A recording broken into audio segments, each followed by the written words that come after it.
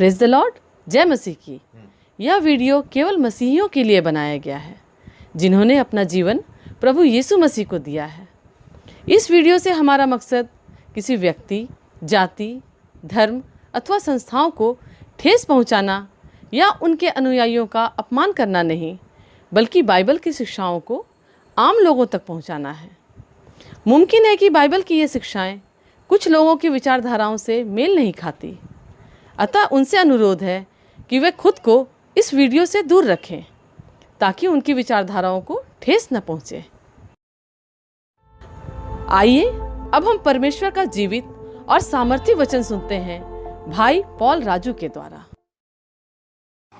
Praise the Lord. मैं पिता परमेश्वर का धन्यवाद करता हूँ कि उसने फिर से ये अवसर दिया कि मैं आपके सामने एक सुंदर कलाम के साथ हाजिर हो सका। प्रियो, आज का हमारा जो उन्मान है, आज का हमारा जो दिन है, आज का हमारा जो सब्जेक्ट है वो है मॉन्टी थर्सडे।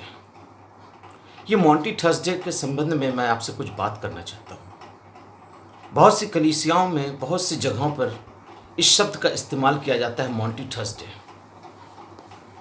प्रियो, हकीकत में ये मॉन्टी थर्सडे या यूं कहें प्रभु भोज, आखिरी फसा, बहुत से नामों से इसको बुलाया जा सकता है। लेकिन ये विषय इतना सेंसिटिव है, इतना दर्दनाक है, या यूं कह लें सादे शब्दों में कि इतना पैथेटिक है ताकि हर कोई को ये सब्जेक्ट हजम नहीं होता है, क्योंकि इसमें कुछ ऐसी बातें हैं, कुछ ऐसे सिद्धांत हैं, डॉक्ट्रिन हैं, जिसको हर कलीसिया बर्दाश्त नहीं कर पाती है। हाँ प्रियो, मैंने काफ़ी जगहों पर इस विषय के ऊपर प्रचार किया, बात किया। काफ़ी लोगों ने मेरे को अप्रिशिएट किया, काफ़ी लोगों ने मेरे सब विचारधाराओं को नेगलेक्ट किया, मुझसे बाधा दिया मुझको। लेकिन हकीकत ये नहीं है। हकीकत यही है कि जो खुदा का कलाम है वो अपनी जगह पर है। इससे ना हम किसी इंसान से, ना किसी मखलूक़ात से, या किसी से ताल्लुक़ रख के, या उसके द्वारा, उसके बनाए हुए तरीक़ों से मैं इस पर बात करूँ। मैं इस पर बात करूँगा जो हमारा कलाम कहता है, जो उसका डॉक्ट्रिन है, जो उसका ग्रामर है, मैं उसके तहत बात करूँगा। प्रियो, मैं आपको बता देना चाहता हूँ कि इस विषय को लेकर मैं काफ़ी दिनों से प्रभु की उपस्थिति में था, और इस विषय को मैं बहुत पहले ही बता सकता था, इस विषय पर प्रचार कर सकता था। लेकिन आज का ये हमारा विषय जो है, ये प्रचार के साथ साथ एक बाइबल स्टडी के रूप में भी है। क्योंकि जब मैंने पाम संडे का वीडियो अपलोड किया तो काफ़ी फ़ोन मेरे पास आए, सब ने मुझको सराहा। मैं खुदा का शुक्रगुज़ार हूँ। मैं उनकी हौसला अफजाई के लिए उनको शुक्रिया अदा करता हूँ। उन्होंने मेरे लिए दुआएं भी की, खुदा उनको और तौफीक अदा फरमाए। लेकिन मैं आपको बताना चाहता हूँ कि ये विषय पर मैं जब बोलने चला हूँ, लोगों ने कहा कि आप कुछ बाइबल स्टडी हमें दें। प्रियो, मैं इतना आलिम फाजिल हूँ नहीं। मैं अपने खुदा के लिए इतना महान नहीं हो गया हूँ कि मैं उसके बाइबल को तोड़कर, उसके अंदर की निकाली हुई चीज़ों को मरोड़कर और उससे अपने दिमाग से बनाकर मैं कुछ अपना डॉक्ट्रिन या अपना तरफ से कोई स्टडी तैयार करके मैं आपके सामने रखूं। प्रियो, खुदा का कलाम सच्चा है, और जो लिखा है वो सच्चा है, क्योंकि वचन कहता है आसमान और ज़मीन टल जाएगी पर इसका लिखा हुआ एक बिंदु भी नहीं टलेगा। मैं आपको सिर्फ इतना ही बोलूँगा, ना मैं डॉक्टरेट हूँ, ना मैं MTH हूँ, ना BTH हूँ, मैं कुछ भी नहीं हूँ। मैं जो भी हूँ एक मामूली सा विश्वासी हूँ, और खुदा के रहमो करम से उसकी रूह कुदुस की अगुवाई में मैं आपसे बात करता हूँ। और मुझको जो पवित्र आत्मा बोलने की तौफीक देता है, ज्ञान देता है, समझ देता है, उसको मैं आपके सामने बात करता हूँ। प्रियो, आज का ये मॉन्टी थर्सडे का जो हमारा ये स्टडी है, जो हमारा प्रचार है, कुछ भी सोच लीजिए इसको, ये बहुतों को दुख पहुंचाएगा, बहुतों को तकलीफ पहुंचाएगा, बहुतों को अच्छा लगेगा। क्योंकि अगर डॉक्टर घाव के ऊपर मलहम लगा दे, उससे कोई लाभ नहीं होता। जब तक उस घाव का मवाद निकाला ना जाए, उस घाव को चीरा ना जाए, उसमें मलहम लगा के पट्टी बांधी ना जाए, तब तक वो घाव सूखता नहीं है। उसके लिए उसको एंटीबायोटिक देना पड़ता है। क्यों? क्योंकि उसके घाव में सूखने के लिए जो जरासीम होते हैं, उनको ख़त्म करने के लिए उस एंटीबायोटिक का इंतज़ाम किया जाता है।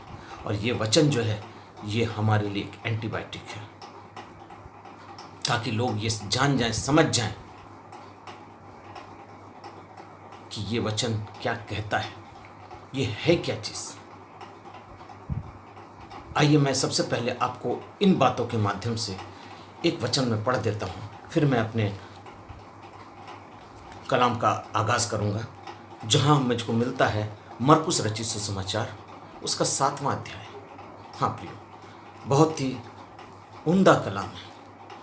खुदा के वचन में काफ़ी अच्छा रूह कुदुस ने इसको लिखवा के रखा है, और ये ऐसा एक बात है जिसको मैं बहुत इज्जत देता हूँ। आइए हम पढ़ते हैं मरकुस रचित सुसमाचार, उसका 7वां अध्याय, उसके 7वें पद से 9वें पद तक मैं पहले पढ़ देता हूँ, फिर मैं अपने सब्जेक्ट की ओर चलता हूँ। वहाँ कुछ इस प्रकार से लिखा है, यह व्यर्थ मेरी उपासना करते हैं, क्योंकि मनुष्यों की आज्ञाओं को धर्म उपदेश करके सिखाते हैं। क्योंकि तुम परमेश्वर की आज्ञाओं को टालकर मनुष्यों की रीतियों को मानते हो। उन्होंने उससे कहा, तुम अपनी परंपराओं को मानने के लिए परमेश्वर की आज्ञा को कैसी अच्छी रीति से टाल देते हो। हाँ प्रियो, आज कुछ कलीसियाएं, कुछ लोग, कुछ ऐसे जन हैं जो आज प्रभु के खुदा के इस कलाम को, इसकी लिखी हुई बातों को तोड़ मरोड़ कर आज हम लोगों के बीच में पेश करते हैं। हो सकता है हमारे ये प्रचार, हमारे ये स्टडी कुछ लंबा हो जाए, तो ये 2 एपिसोड में चलेगा, पार्ट 1 और पार्ट 2। आइए हम अपनी स्टडी की ओर जाते हैं, प्रार्थना करते हैं कि हमें पवित्र आत्मा बातों को समझने के लिए, हमारे बातों को बोलने में, और हर सुनने वाले को अपनी गिफ्ट में ले ले, ताकि इसका लिखी हुई एक एक बातों को हम बखूबी समझने सकेंगे। आइए हम दुआ करें। रहीम करीम बाप आसमानी मेरे खुदा, हम निहायत ही शुक्रगुजार हैं पिता परमेश्वर, इस बेशकीमती समय के लिए प्रभु जी जो आपने हमें दिया है। प्रभु जी, हम तुझसे गुजारिश करते हैं प्रभु जी कि आपकी पवित्र आत्मा की आत्मा से हमें हर एक को, सुनने वालों को, बोलने वाले को, और हर एक जगह को, इस जगह को और हर एक जगह को प्रभु जी जहाँ आपका ये कलाम पहुँचता है प्रभु जी, उस जगह को अपनी पवित्र आत्मा के छाए में रख ले प्रभु जी, ताकि पिता परमेश्वर ये वचन जो जिंदा और लारेब वचन है प्रभु जी, खुदा का कलाम जो जिसकी कोई तोड़ नहीं है प्रभु जी, उस वचन को हमें समझने की और उस पे चलने की हमें तौफीक अता फरमा। आदर, खुशहाली और जलाल आपके नाम की हो, यीशु के नाम से मांगते हैं, आमीन। आइए हम सबसे पहले निकालेंगे पहला कुरिन्थियों उसका 11वां अध्याय, उसके 23वें पद से मैं आपके लिए पढ़ूंगा। पहला कुरिन्थियों उसका 11वां अध्याय, उसके 23वें पद से मैं आपके लिए पढ़ूंगा। यहाँ कुछ इस प्रकार से लिखा है, क्योंकि ये बात मुझे पहुंची और मैंने तुम्हें भी पहुंचा दी कि प्रभु यीशु ने जिस रात वो पकड़वाया गया रोटी ली और धन्यवाद करके तोड़ी और कहा, यह मेरी देह है जो तुम्हारे लिए और मेरे स्मरण के लिए ही ऐसा किया करो। इसी रीति से उसने ब्यारे के पीछे का कटोरा भी लिया और कहा, यह कटोरा मेरी नई वाचा का वो लहू है, जब कभी पियो तो मेरे याद में यही किया करो। क्योंकि जब कभी तुम इस रोटी में से खाते और इस कटोरे में से पीते हो तो प्रभु की मृत्यु को जब तक वो ना आए प्रचार करते हो। इसलिए जो कोई अनुचित रीति से प्रभु की रोटी को खाए या उस कटोरे में से पिए, वह प्रभु के देह और उसके लहू का अपराधी ठहरेगा। इसलिए मनुष्य अपने आप को जांच ले और इसी रीति से उतने रोटी में से खाए और इस कटोरे में से पिए। क्योंकि जो खाते पीते समय प्रभु के देह को नहीं पहचानता, वो अपने खाने और पीने से अपने ऊपर दंड लाता है। पौलुस ने कुरिन्थियों की कलीसिया को लिखा कि ये जो तुम लेते हो प्रभु की याद में, जिसको बहुत से लोग आज मॉन्टी थर्सडे के नाम से पुकारते हैं, आखिरी फसा के नाम से पुकारते हैं, बहुत से लोग इसको प्रभु भोज के नाम से पुकारते हैं।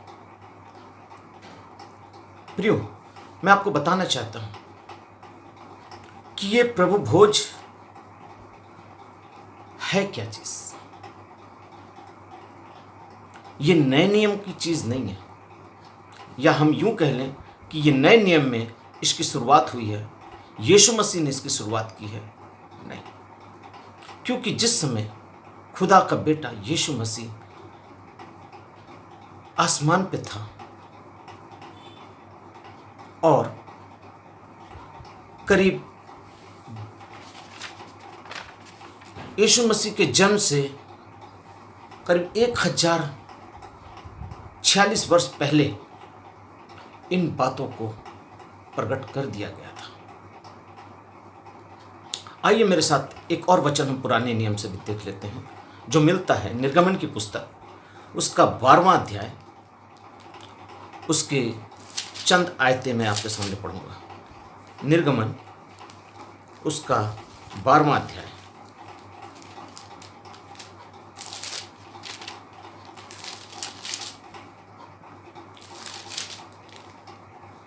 उसकी एक आयत से लेकर मैं कुछ चंद आयतें पढ़ूंगा।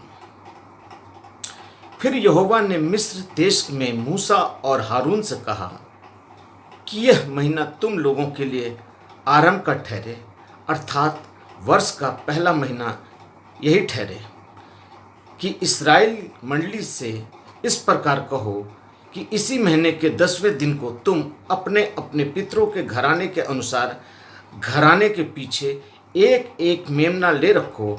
और यदि किसी घराने में एक मेमना खाने के लिए मनुष्य कम हो तो वह अपने सब निकट रहने वालों, पड़ोसी और सब प्राणियों की गिनती के अनुसार एक मेमना लें, और तुम हर एक के खाने के अनुसार मेमने का हिसाब रखना। मैं उस समय की बात कर रहा हूं जिस समय मिस्र की गुलामी में इस्राएली थे और मूसा परमेश्वर का खादिम होने के नाते इस्राएलियों को निकालने के लिए मिस्र गया। फिरौन के सामने उसने बहुत मिन्नतें की। खुदा का वचन कहता उसने बहुत विपत्तियों को खुदा ने उन फिरौन के ऊपर डाला। 9 विपत्ति, 9 परेशानियां उसके ऊपर आ चुकी थी। ये 10वीं परेशानियां उसके पहले खुदा अपने खादिम मूसा के द्वारा बात करता है और कहता है कि इस्राएलियों से कहना कि अपने घराने के अनुसार वो एक एक मेमना ले ले। प्रियो, हम सभी जानते हैं, हम सभी सुनने वालों को ये कह सकते हैं कि हम जो सुन रहे हैं हम सब मसीह हैं। हम जानते हैं ये मेमना हमारे लिए कौन है। जब हम नए नियम में देखते हैं तो यूहन्ना बपतिस्मा देने वाले ने कहा था, देखो ये जगत का मेमना जो सारे जगत के पापों को उठाकर ले जाता है। वही मेमना पुराने नियम में प्रभु यीशु मसीह को दर्शाता है। जिस समय इस्राएली अपने पापों के माफी के लिए उस मिलाप वाले तंबू में जाया करते थे या मंदिर में जाया करते थे, तो उस मंदिर के वेदी के ऊपर में वो अपने गुनाहों की माफ़ी के लिए एक बलिदान चढ़ाते थे, और बलिदान चढ़ाने के बाद उसके लहू को याजक उसके गुनाहों की माफ़ी के रूप में खुदा को चढ़ाता था। वो बलिदान चढ़ाते थे, गुनाह करते थे, बलिदान चढ़ाते थे, गुनाह करते थे। लेकिन नए नियम में जब हम देखते हैं कि वो सारा बलिदान, वो सारे गुनाह, सारे पाप, मेरा वो मेमना अर्थात प्रभु यीशु मसीह लेकर हमें सारे पापों से छुड़ा लिया।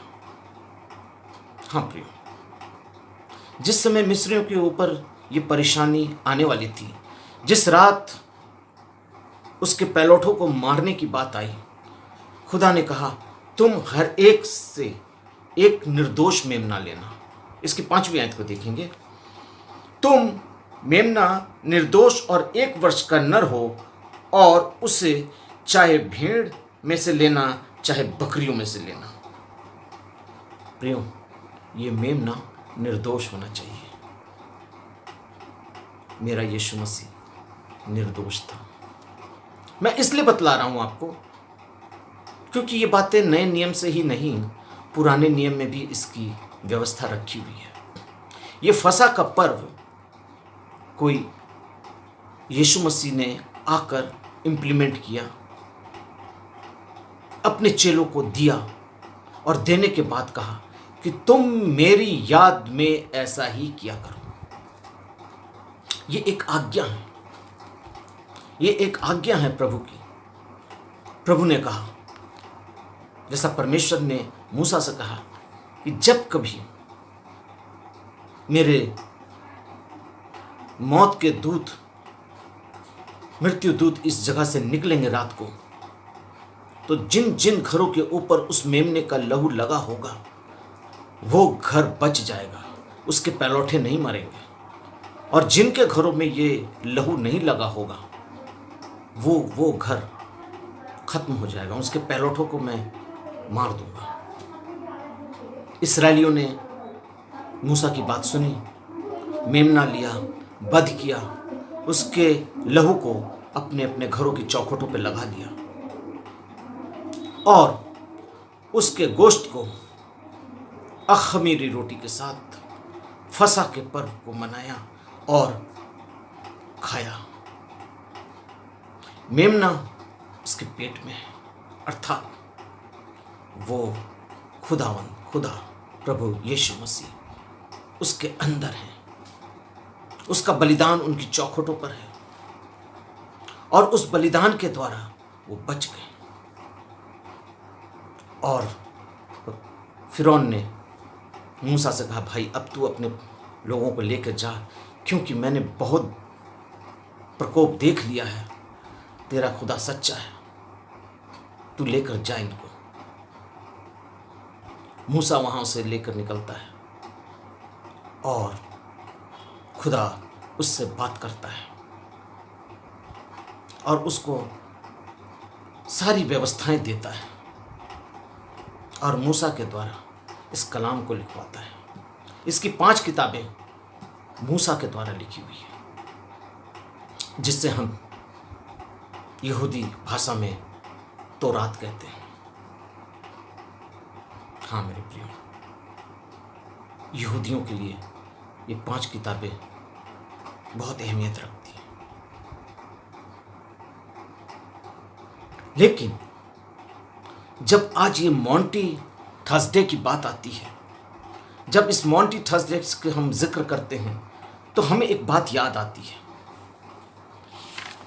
क्या यीशु जिस रात पकड़वाया गया, या जिस रात यीशु अपने चेलों के साथ आखिरी भोजन खा रहा था, तो उसने अपने चेलों से क्या कहा?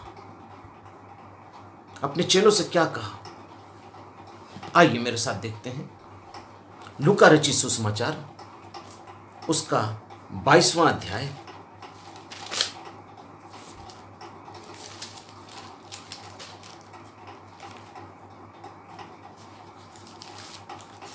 लूका 22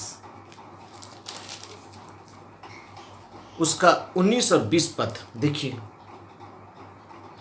फिर उसने रोटी ली और धन्यवाद करके तोड़ी और उनको यह कहकर देते हुए दी, यह मेरा देह है जो तुम्हारे लिए दी जाती है, मेरे स्मरण के लिए यही किया करो। इसी रीति से उसने भोजन के बाद कटोरा भी यह कहते हुए दिया, यह कटोरा मेरा उस लहू की जो तुम्हारे लिए बहाया जाता है नई वाचा है। ये नई वाचा है, न्यू कवर्नेंट, एक वाचा जो मैं नई व्यवस्था में तुमको देता हूं। पुरानी व्यवस्था की बात नहीं हो रही, अब नई व्यवस्था की बात हो रही है। जब कभी तुम इसे लेते हो तो मेरी याद में यही किया करो। जब तुम सम्मिलित होते हो तो मेरी याद में यही किया करो, जिसे हम प्रभु भोज कहते हैं, जिसे हम फसह का पर्व कहते हैं, जिसे हम मॉन्टी थर्सडे कहते हैं, आखिरी फसह कहते हैं, कुछ भी कह लेते हैं, पाकशा कह लेते हैं, कुछ भी कह लेते हैं, लेकिन प्रभु का वचन कहता है कि जब प्रभु यीशु मसीह अपने दिनों के लिए प्रचार कर रहे थे, अपने शरीर के लिए, अपने जिस्म को उसने रोटी बोलकर दिया और अपने आप को खाने को कहा, तो फरीसियों ने, यहूदियों ने, जो उसको नफरत करते थे, उन्होंने कहा ये कैसा इंसान है जो अपने बदन को खाने को कहता है। लेकिन दरअसल उसने अपने बदन की बात नहीं करी, उसने अपने आप को परमेश्वर का मेमना कहकर अपने आप को उस मेमने का वध किया हुआ, उस मेमने के रूप में अपने आप को दिया। क्योंकि यूहन्ना ने तो पहले भविष्यवाणी कर दी थी कि देखो मेरे बाद एक आने वाला है, मेरे बाद एक आने वाला है जिसकी जूती के बंधन खोलने की भी मैं योग्य नहीं हूँ।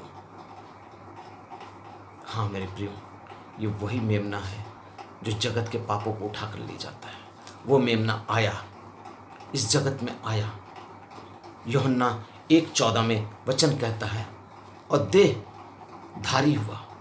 वचन देह धारी हुआ, अर्थात वो कलाम, वो वर्ड्स, वो जो वर्ड थे, वचन था, वो देह धारी हुआ। क्योंकि पहली आयत में लिखता है, आदि में वचन था और वचन परमेश्वर के साथ था और वचन ही परमेश्वर था।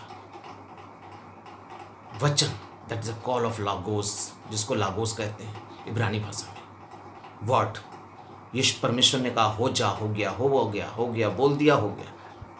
लेकिन यही वचन आदि में वचन था और वचन परमेश्वर के साथ था। वही वचन अब 14वीं आयत में कहता है, और वचन देहधारी हुआ, देह को ग्रहण किया।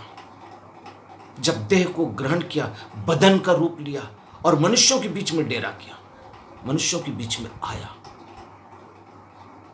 और हमने उसका कदर नहीं जाना। आइए मैं पहले यूहन्ना 1 उसकी 14वीं आयत को, पहली और 14वीं आयत को पढ़ देता हूँ। 14वीं आयत में कुछ इस प्रकार से लिखा, और वचन देहधारी हुआ और अनुग्रह और सच्चाई से परिपूर्ण होकर हमारे बीच डेरा किया, और हमने उसकी ऐसी महिमा देखी जैसे पिता के इकलौते की महिमा। हाँ, पिता का इकलौता पुत्र उसकी महिमा जो उन दिनों में थी वो आज भी हमारे बीच में महिमा करता है। उसकी महिमा आज भी हमारे बीच में है। उसी ने यूहन्ना 6 अध्याय में अपने लिए जो जो बातें की हैं, मैं उन बातों की तरफ आपका थोड़ा रुख ले जाना चाहता हूँ। आइए मेरे साथ कहिए। उसके 35वें आयत में लिखा हुआ है, यीशु ने उनसे कहा, जीवन की रोटी मैं हूं, जो मेरे पास आता है वो कभी भूखा ना होगा, और जो मुझ पर विश्वास करता है वो कभी प्यासा ना होगा। जीवन की रोटी मैं। उसने उस रोटी की बात करी, आत्मिक भोजन की, आत्मिक रोटी की। वो 5 रोटी या 2 मछलियों वाली बात नहीं कर रहा था। उसने 5,000 को खिला दिया था, लेकिन लोगों ने उसको नहीं समझा। उसकी ताकत को, उसकी कुवत को नहीं समझा। उसके पीछे बहुत सी भीड़ आती थी, सब आती थी जाती थी, आती थी जाती थी। प्रभु ने कहा, तुम मेरे पीछे इसलिए नहीं आए कि तुमने चमत्कार और विश्वास किया, तुम इसलिए आए कि तुम रोटी खाओ। प्रियो, उसने अपने बदन के लिए जो बातें की हैं, आइए मैं उस पर आपका ध्यान ले जाना चाहता हूँ। इसके 33वें आयत को जब हम देखते हैं तो यहाँ कुछ इस प्रकार से लिखा है, क्योंकि परमेश्वर की रोटी वही है जो स्वर्ग से उतरकर जगत को जीवन देती है। जगत को जीवन देती है। कहाँ से? स्वर्ग से उतरकर। इस स्वर्ग से उतरी हुई रोटी कौन है? यीशु। उसने कहा, स्वर्ग से उतरी हुई रोटी मैं हूं। और उसने आगे कहा कि जीवन की रोटी मैं हूं। और उसके 50वें आयत को भी देख लेंगे। यह वह रोटी है जो स्वर्ग से उतरी है, ताकि मनुष्य उसमें से खाए और ना मरे।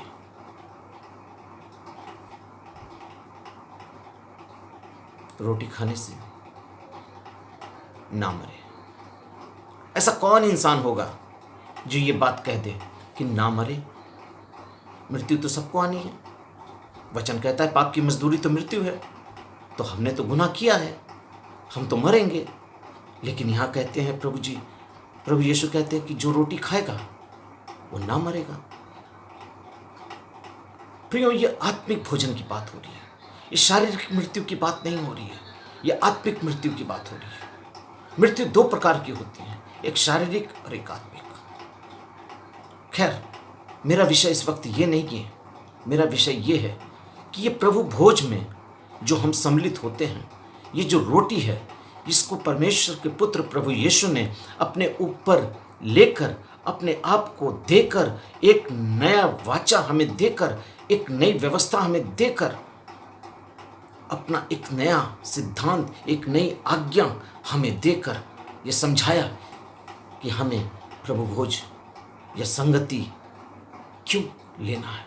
उसने कहा, जब कभी तुम एकत्रित हो, अर्थात जब कभी तुम मेरे नाम से एकत्रित होते हो, तो इस रोटी में से मेरी सहभागिता के लिए ले सकते हो। आगे वचन कहता है, उसके 53वें अध्याय वचन को जब हम पढ़ते हैं, वहां कुछ इस प्रकार से लिखा है, यीशु ने उनसे कहा, मैं तुमसे सच सच कहता हूं कि जब तक तुम मनुष्य पुत्र का मांस ना खाओ और उसका लहू ना पियो, तो तुम्हारे अंदर जीवन नहीं। जो मेरा लहू मांस खाता और मेरा लहू पीता है, अनंत जीवन उसी का है, और मैं उसे अंतिम दिन फिर जिला उठाऊंगा। बात साफ है। उसने कहा कि रोटी खाओगे तो नहीं मरोगे। इस जगह पर प्रभु ने अपने उसी बात को, उसी कलाम को क्लियर कर दिया कि जो कोई मेरा लहू मनुष्य पुत्र का मांस खाता है। लोगों ने इसी बात पे तो इतराज किया था कि ये कैसा आदमी है जो खुद को कहता है जो मनुष्य पुत्र का मांस खाए, अपना मांस खाने को देता है, अपना लहू पीने को देता है। ये कैसी चीज़ें हैं? लेकिन वो आत्मिक बातें कर रहा था, लेकिन उनके समझ में उसके पल्ले, उनके पल्ले नहीं पड़ रही थी ये बातें। प्रियो, ये प्रभु भोज कोई मजाक की चीज नहीं है। इसकी अहमियत बहुत है। इसको अगर हम वचन से देखेंगे आगे तो मैं आपको बताऊंगा, समझाऊंगा कि प्रभु भोज है क्या चीज। क्योंकि पौलुस ने कहा कि जो इसको खाते पीते समय इसकी पवित्रता को, इसको नहीं समझता है, वो अपने ऊपर दंड लाता है। प्रियो, आज मॉन्टी थर्सडे को हम यही समझते हैं कि ये आखिरी फसा है। प्रभु ने आज के दिन रोटी तोड़ी थी। आज के दिन हम भी रोटी तोड़ लें, हम भी प्याले में पी लें, तो शायद हम उतने ही पवित्र हो जाएंगे जैसा प्रभु ने कहा। ये आखिरी फसा है। प्रभु ने कहा कि जब कभी मेरी याद में तुम एक जगह एकत्रित हो तो ऐसा ही क्या करो।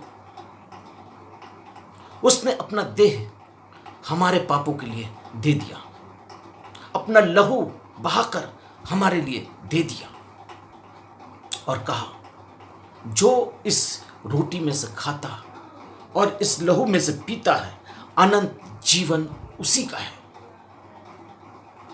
और अंतिम दिन में मैं फिर उसे जिला उठाऊंगा, मैं उसको जिंदा करके उठाऊंगा। वो शारीरिक मृत्यु की सोच रहे थे, लेकिन प्रभु कहता है कि मैं उसको जिला उठाऊंगा। ये अनंत काल तक जिंदा रहने के लिए मैं उनको जिंदा करूंगा। वो शारीरिक मृत्यु है, और इसके साथ जो गलत काम करते हैं, इसको गलत तरीके से लेते हैं, इसका गलत बात करते हैं, इसका गलत इस्तेमाल करते हैं, वो आत्मिक मृत्यु में जाते हैं।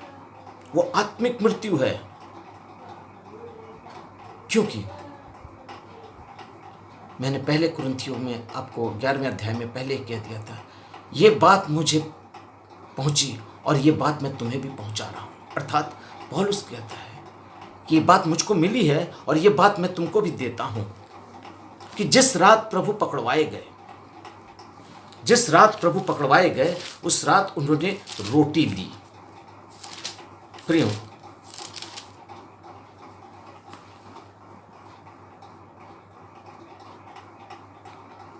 और धन्यवाद करके कहा, ये मेरी देह है जो तुम्हारे लिए है, मेरे स्मरण के लिए यही किया करो, मेरे याद में यही किया करो। ये मेरा जो देह है ये तुम्हारी याद में देता हूँ, तुम्हारे लिए देता हूँ, तुम्हारे लिए सैक्रिफाइस करता हूँ। प्रियो, मैं आपको एक बात बताना मांगता हूँ। प्रभु यीशु मसीह का क्रूस पर मृत्यु ये कोई सुसाइड नहीं है, ये कोई मर्डर नहीं है, ये सिर्फ एक सैक्रिफाइस है। ये सुसाइड नहीं है, ये मर्डर नहीं है, ये सैक्रिफाइस है। वो सैक्रिफाइस उसने मानव जाति के लिए किया और अपना कीमती लहू दिया, क्योंकि वो जानता था कि मैं खुदा का बर्रा मेमना, जो सारे जगत के पापों को उठाकर ले जाता है, वो मेमना आज इस सलीब पर बलिदान होने को जा रहा है। तो जब जा रहा है तो उसकी जो आज्ञाएं थे, अपने पिता की आज्ञाओं को पूरा करना, उस बलिदान को होने से पहले जो पुरानी व्यवस्था में था कि मेमने का लहू तुम्हारी चौखटों पे लगेगा और इस चौखट पे लगने के बाद तुम उसको अख़मीरी रोटी के साथ खाओगे और जब मृत्यु दूत आएगा तो तुम बच जाओगे। तो आज जो लोग प्रभु यीशु मसीह के लहू में छिपे हैं और उसके इस शरीकी में रहते हैं और उसके शरीर को खाते हैं और उसके लहू को पीते हैं, अनंत जीवन उनका है। ये मैं नहीं कर रहा हूं, परमेश्वर का वचन कहता है। जो इस रोटी में से खाए और इस कटोरे में से पिए, अनंत जीवन उसका है। प्रियो, प्रभु भोज, पाकशाह, आखिरी फसा, मॉन्टी थर्सडे जिसको हम कह के आज मना रहे हैं, हकीकत में ये है क्या चीज़? हकीकत में ये एक बलिदान है। प्रभु यीशु मसीह का आखिरी बलिदान है, आखिरी वाचा है, आखिरी कॉवेनेंट है जो उसने हमारे साथ बांधा और कहा, ये मेरी वाचा का वो लहू है जो तुम्हारे लिए बहाया जाता है। प्रियो, इसको मैं और सादा करता हूँ, इसको और क्लियर करता हूँ, और इसको मैं अब आपको ये दिखाना चाहता हूँ कि प्रभु भोज को लेते समय बहुत से लोगों का बहुत किस्म का तर्क वितर्क है। बहुत से लोग इस प्रभु भोज को गलत गलत तरीके से लेते हैं और गलत गलत बातों के माध्यम से इसका संधि विच्छेद करते हैं और इसको प्रभु के लिए गलत रूप से इस्तेमाल करते हैं। आइए मैं आपको दिखाना चाहता हूँ कि जब यीशु ने कहा कि मैं तुमसे सच सच कहता हूँ, 2 बार कसम खा के कहा। हाँ प्रियो, 2 बार कसम खा के कहा है। आइए मेरे साथ निकाल लीजिए यूहन्ना 6 उसका 53 में, और यीशु ने मैं तुमसे सच सच कहता हूँ। ये सच सच का मतलब होता है मेरे प्रियो कि जैसे हम कसम खाते हैं ना, गॉड प्रॉमिस, बाय गॉड, ये वो दुनिया भर की कस्में खाते थे। अन्य जातियों में रहते थे तो दुनिया भर की कस्में खाते थे। खुदा का कलाम कहता है, तू अपने खुदा का झूठा नाम ना लेना, झूठी कस्में ना खाना। खुदा का नाम प्रभु ने नहीं लिया, उसने कहा मैं तुमसे सच सच कहता हूँ। अर्थात वो 2 बार कसम खाकर कहता है कि जब तक तुम मनुष्य पुत्र का मांस ना खाओ, अर्थात उस मेमने का जो तुम्हारे लिए बलिदान होने जा रहा है, उसके प्रतीक में, उसकी याद में जो तुम खाते हो, उसको जब तक तुम ना खाओ और उसकी याद में जो लहू है, उस लहू को जब तक तुम नहीं पीते हो, तुम्हें जीवन नहीं है। तुम मरे हुए हो, तुम मुर्दा हो। क्योंकि जो इसे खाते पीते समय लहू को नहीं पहचानता, वो अपने ऊपर दोष लाता है। प्रियो, आज परमेश्वर का वचन बहुत गहराई की बातों को करने जा रहा है आपके साथ। आज परमेश्वर का वचन इस बात को बताने जा रहा है आपको कि प्रभु भोज है क्या, प्रभु भोज को कैसे लेना है, और प्रभु भोज को लेने से पहले किन किन बातों का होना हमारे जीवन में ज़रूरी है। उन बातों को हम देखेंगे और ये भी जानेंगे क्या ये बातें हमें वचन में मिलती है या किसी के दिमाग की उपज है। क्योंकि मैंने आपसे पहले ही कह दिया था, मरकुस 7 से 9 जब मैंने पढ़ाया आपको, तभी मैंने कह दिया था ये व्यर्थ मेरी उपासना करते हैं, क्योंकि मनुष्यों की आज्ञाओं को धर्म उपदेश करके सिखाते हैं। आज किसने कौन सी बातें कर दी, किस संस्था की तरफ से कौन से ऑर्डर निकल गए, कहाँ से ये ऑर्डर आ गया, कहाँ से ये चिट्ठी आ गई, उस तरीके से उन कलीसियाओं के ऊपर ये इम्प्लीमेंट कर दिया जाता है। प्रियो, मैंने प्रभु भोज को इस रूप में देखा है कि अगर आप सुनेंगे तो आप खुद ही समझ जाएंगे, शर्मसार हो जाएंगे। आप खुद ही बोलेंगे, क्या हम मनुष्य जाति इतने नीचे गिर गए। हाँ प्रिय, मैं जब प्रभु में नहीं आया था तब मैं ऐसी एक संस्था से जुड़ा हुआ था, ऐसी कलीसिया में जाता था जहां पर पेटी के पेटी अर्थात कार्टून के कार्टून दाखरस आया करते थे और उनको पानी की जगह अपने शौक में उसका इस्तेमाल किया जाता था, शरबत नुमा उसे इस्तेमाल किया जाता था। बहुत शर्म की बात है, मैंने अपनी आंखों से देखा, क्योंकि मैं उन बड़े बड़े खुदा के खादिमों के साथ एक टेबल पर बैठकर मैं खाता था, बैठता था, उठता था, उनके साथ हमारा बहुत अच्छे ताल्लुकात थे। मैं इन चीज़ों को नहीं समझता था, लेकिन जब मैं जाना कि हकीकत में ये है क्या चीज़, मेरे हाथ पैर ठंडे हो गए। मैंने कहा, खुदा बाप, मैं क्या कर रहा था आज तक।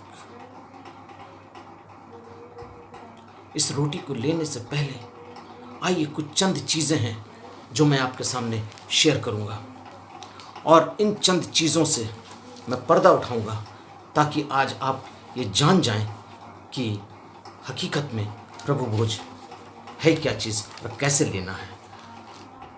सबसे पहले प्रभु भोज को लेने से पहले बाइबल हमें जो बात बतलाती है, आइए पहले उसका मुतालिया कर लेते हैं, उसको जान लेते हैं।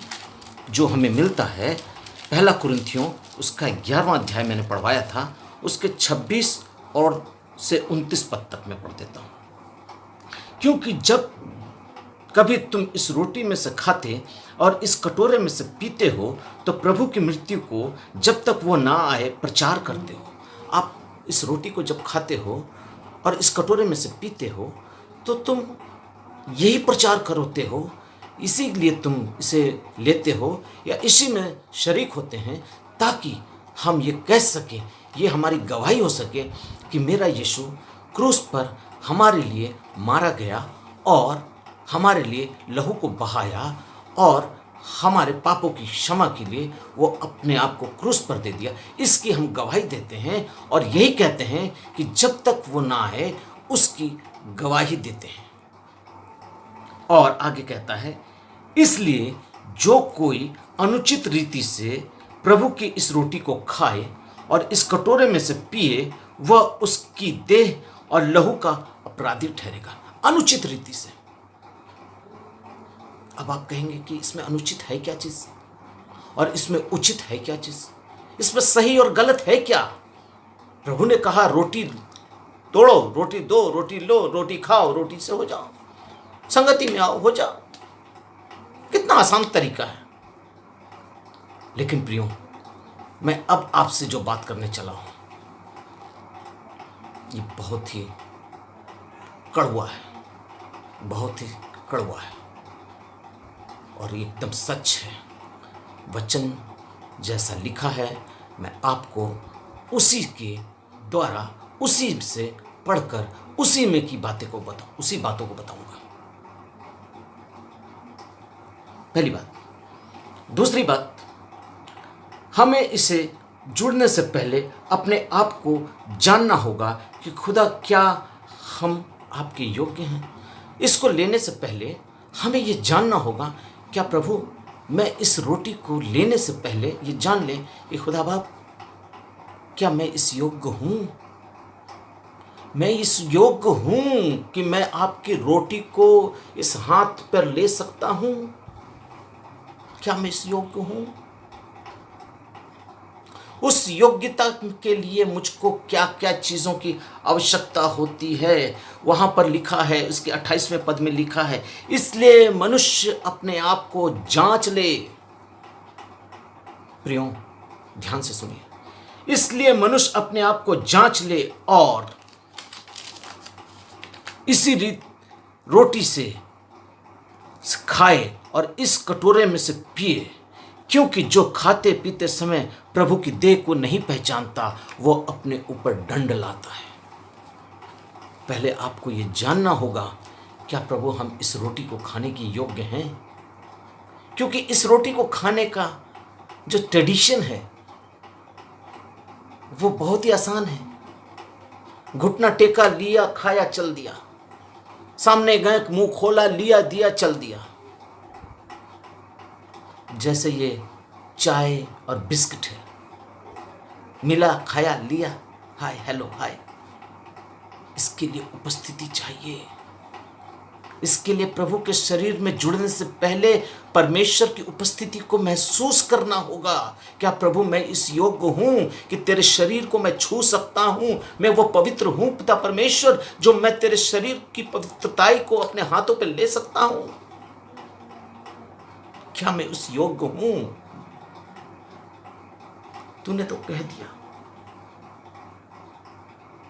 हाँ मेरे प्रियो, इस योग्यता को लेने के लिए पीछे, इस चीज़ों को अपनाने से पहले हमें कुछ बातों का देखना बहुत ही ज़रूरी है, जो शायद इतना खुलकर अगर आपको कहीं बातें हुई होंगी, कहीं प्रचार हुआ होगा या किसी से सुने होंगे तो ये बात अलग है, बट मैं आज आपको काफ़ी खोल कर बातें करूँगा, क्योंकि मैं वचन के सीधी बातों को बिल्कुल करता हूँ। मैं किसी के अंडर में नहीं हूँ।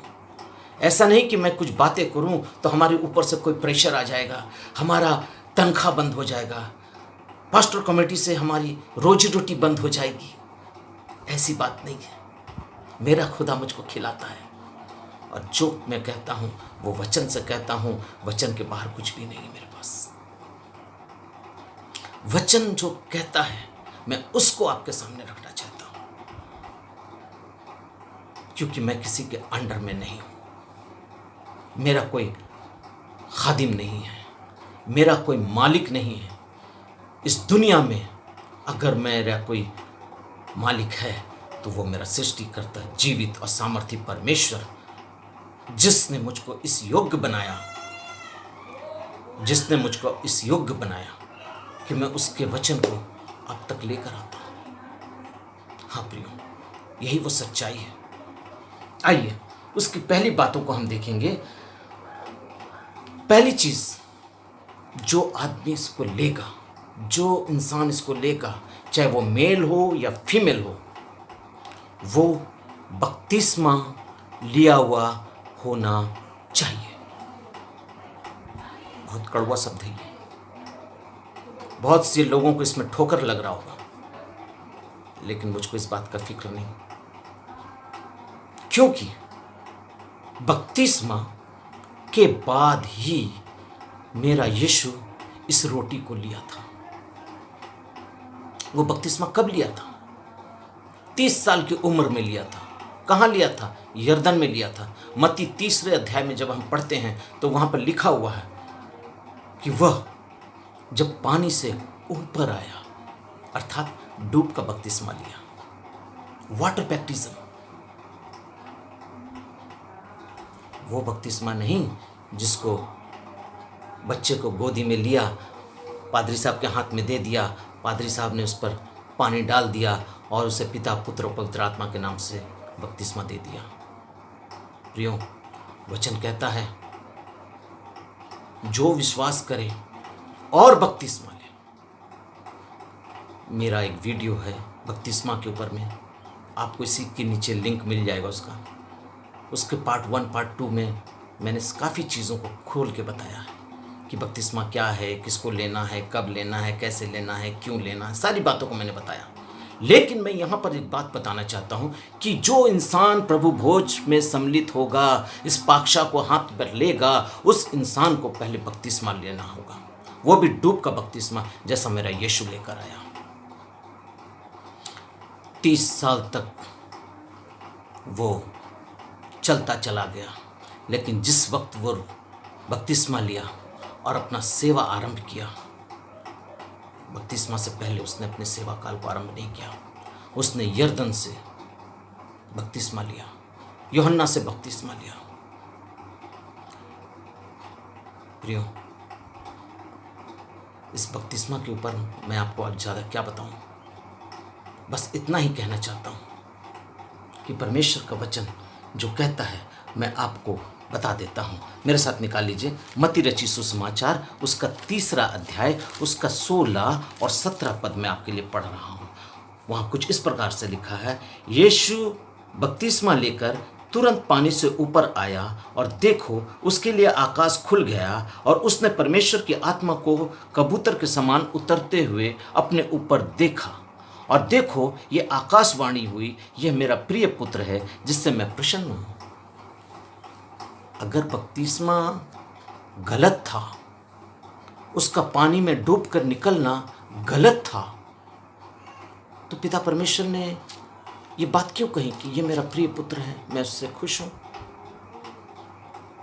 क्या उसने गलत काम किया था? नहीं। उसने पिता की आज्ञाओं को पूरा किया था। आइए एक और जगह मैं आपको पढ़वाता हूँ जो मिलता है कुलुसियों की पत्री, उसका 2 अध्याय, उसके 11वें पद को मैं पढ़ता हूँ आपके लिए। उसी में तुम्हारा ऐसा खतना, अर्थात बपतिस्मा में ऐसा खतना, और उसी में तुम्हारा ऐसा खतना हुआ है जो हाथों से नहीं होता, अर्थात मसीह का खतना, जिससे शरीर देह उतार दी जाती है, और उसी के साथ बपतिस्मा में गाड़े गए, और उसी में परमेश्वर की सामर्थ पर विश्वास करके जिन्हें उसने मरे हुओं में से जिलाया उसके साथ जी उठते हैं। उसी में तुम भी जो अपने अपराधों और अपने शरीर की खतना रहित दशा में मुर्दा थे, उसके साथ जिलाया और अपने सब अपराधों को क्षमा किया। प्रियो, बपतिस्मा में जब हम डुबाए जाते हैं, तो हमारा पूरा शरीर का खतना हो जाता है। परमेश्वर ने अब्राहम से कहा था कि तू 8वें दिन अपनी सारी जाति का, अपने सारे खानदान का, अपने सारे लोगों का खतना करवाया करना। यीशु मसीह का भी तो खतना हुआ था, वो तो पुरानी व्यवस्था में था, तो फिर नई व्यवस्था में उससे बपतिस्मा लेने की क्या जरूरत थी? वो इसलिए लिया कि वो खतना शरीर का होता है, एक अंग का होता है, लेकिन अब ये पूरा शरीर का खतना प्रभु का हुआ, अर्थात उसका पूरा शरीर जो नई व्यवस्था का, नई वाचा का, न्यू व्यवस्था का, न्यू कवर्नेंट का वो व्यवस्था है, जिसमें उसने कहा कि मैं व्यवस्था को तोड़ने नहीं, उसको जोड़ने आया हूँ। पुरानी व्यवस्था को लेकर उसने नई व्यवस्था में अपने आप को दे दिया, क्योंकि वचन कहता है लूका में, जब वो 8 दिन का हुआ और उसके खतने का दिन आया। आइए मैं उसको भी पढ़ दूँ, क्योंकि आज मैं आपसे स्टडी के रूप में बात कर रहा हूँ, मैं आज प्रचार के रूप में बात नहीं कर रहा हूँ, इसलिए मैं काफ़ी चीज़ों को आपको बताना और दिखाना चाहता हूँ। यहाँ 21वें पद को देखते हैं, 2 अध्याय के 21वें पद को। जब वो 8 दिन के पूरे हुए और उसके खतने का समय आया, तो उसका नाम यीशु रखा गया, जो स्वर्गदूत ने उसके पेट में आने से पहले कहा था। 8 दिन के बाद अब्राहम से जो वाचा बांधी गई थी, परमेश्वर ने उस वाचा के तहत उसका खतना का दिन आया था। हाँ प्रियो, अब्राहम के साथ परमेश्वर ने वाचा बांधी थी। 8 दिन में वो खतना का दिन था जो परमेश्वर ने अब्राहम के साथ वाचा बांधी थी। यीशु मसीह का उस व्यवस्था के मुताबिक खतना हुआ। आज हम भी, जब तक हम बपतिस्मा नहीं लेते हैं, बहुत से लोग कहते हैं बच्चे का बपतिस्मा, ये वो दुनिया भर की बातें होती हैं, लेकिन हकीकत में मैं किसी को ठेस पहुंचाता नहीं, किसी को दुख देता नहीं। आप जहाँ हैं खुश रहिए, आबाद रहिए। आपकी क्या सिद्धांत हैं, क्या डॉक्ट्रिन है, मैं उसका कुछ नहीं जानता। मैं सिर्फ इतना जानता हूँ कि जो वचन कहता है मैं उसको जानता हूँ। आपका प्रतिफल आपके साथ है, आपका प्रतिफल आपके साथ है। आप किस रूप में जा रहे हैं, किधर जा रहे हैं, मैं उसमें नहीं पढ़ना चाहता हूँ। आपकी कलीसिया का या आपका क्या सिद्धांत है, मैं उसमें आपसे इंटरफेयर नहीं करना चाहता हूँ। बस मैं इतना कहना चाहता हूँ कि वचन कहता है कि